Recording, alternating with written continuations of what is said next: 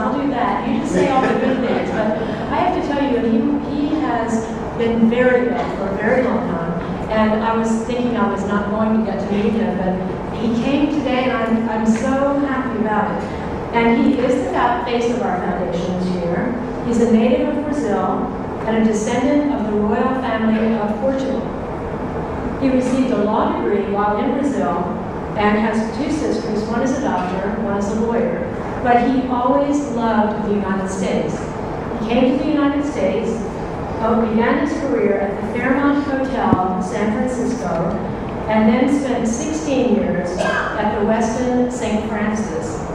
He attended Holly Steele's very first seminar when she was at the Hyatt on Union Square. She should, well, I didn't mean to say his name yet, but sorry. But he is a volunteer, and even when he was very ill, he helped with the symphony, with the opera in San Francisco. He did taxes for people that couldn't afford to hire to have their taxes done, and for senior citizens.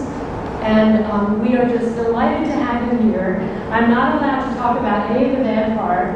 He's been a Claymore member since 1987, and he became disabled and has been out of work for quite a while, and the foundation has been able to help him. And please give a warm welcome to our friend and colleague, Chicharo Braganza from San Francisco.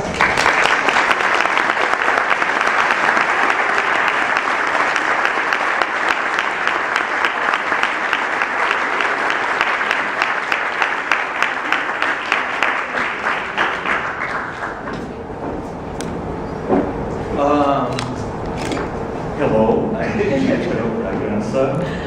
I'm sorry I didn't prepare any speech, so I'm all over the place for me for that. Maurice, I don't want to bore these people to death. So how about in about 10 minutes or so you give me a little signal. When I first came here in San Francisco, I went to the St. Francis Hotel, Western St. Francis, and I said one day I'm going to work in this hotel. And like Jean said, I worked for the Fairmont prior to that. And I got a position as a concierge. I was really very important because the Fairmont Hotel, the St. Francis Hotel, was part of San Francisco history. The real San Francisco, the real America. And I will tell you a little story how I met Paul Steele. I was at the desk feeling so important. And comes this lady, another person, very humble-like, and she extended her arm and said, "Hi, I'm Paul Steele. I'm concierge of the Grand Hyatt, and we are redesigning our concierge desk. And I would like to take a look behind your desk if you could, if you let me." Arrogant like I was at that time, feeling so important. I said, "Ma'am, I'm sorry, but you have to go to the manager and ask permission." She was kind of stunned, and like 2 minutes later, there comes this bunch of concierges from St. Francis with her, and I'm back at the desk, at the concierge desk, and I'm just looking, my God, what did I do? And later on, I found out who Paul Steele. I certainly put my foot in my mouth. And as gracious as Holly is, she welcomed the concierge community with open arms. She and Diane Nelson became very close, good friends of mine. So, thank you, Paul. Actually, I was upstairs having a rest, and I was looking at your book. I was reading the book, and just a couple of things that I noticed. It was my first seminar when I had with you, how much you stress the word thank you, to always say thank you. Do you remember that, Bob? So page 7, you see a little bit of holy history, my history. Then I went looking at it, and she talks about appearances, how people, the concierge, can make mistakes with appearances. And we mentioned that the guy came with a very open gas, holding a pizza, and the concierge sent him to the service elevator, and he was a very good person. The same thing what they did with Paul. So it's right here in the book. And another interesting thing that I thought was wonderful in the book is how we have to upgrade ourselves, how we have to update ourselves. And there is a wonderful section that talks about the internet ethics, where she talks how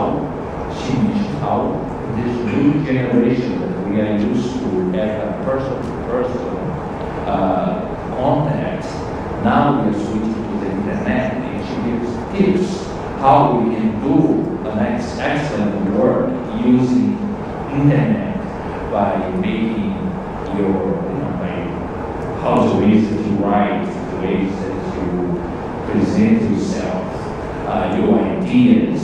Even she suggests to go to community college and take a class in English. Maybe right after here she will go to community college. So, sure. She's teaching something. But anyway, with all this, I had a wonderful life.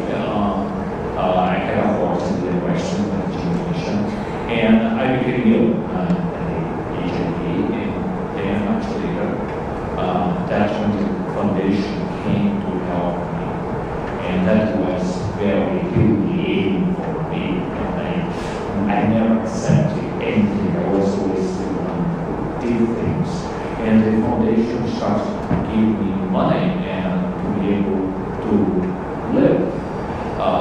So I was able to get better food instead of having a burger or fries. I was able to get vegetables. I was able to get better medication.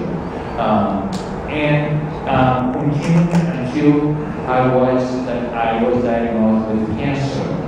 I had the first treatment cancer, and unfortunately the cancer came back 2 years later. And this time it was a terminal cancer. Lady, I saw you, don't cry, okay? I saw you cry all the time. I'm not allowed to cry. So I had terminal cancer, and my doctor said it was very aggressive cancer. That was 3 years ago. And the foundation was right there for me. I went to the hospice. I don't know if you went to a place where you wake up every day thinking, when am I going to die? Like 2 months? Come on, let's get on. Get back here.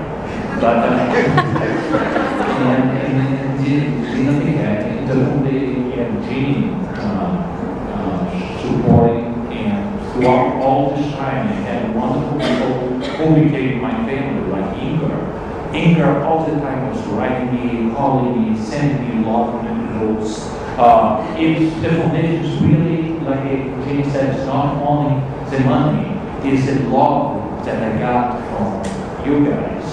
And I want to thank you this tremendous profusely. I had, like I said, I had terminal cancer. I didn't die. And well, obviously, I guess. So all this time what I've been doing is, like I always did, helping people, helping friends, do community services. And I'm still here until someone out there calls me, and maybe next year I'll be here boarding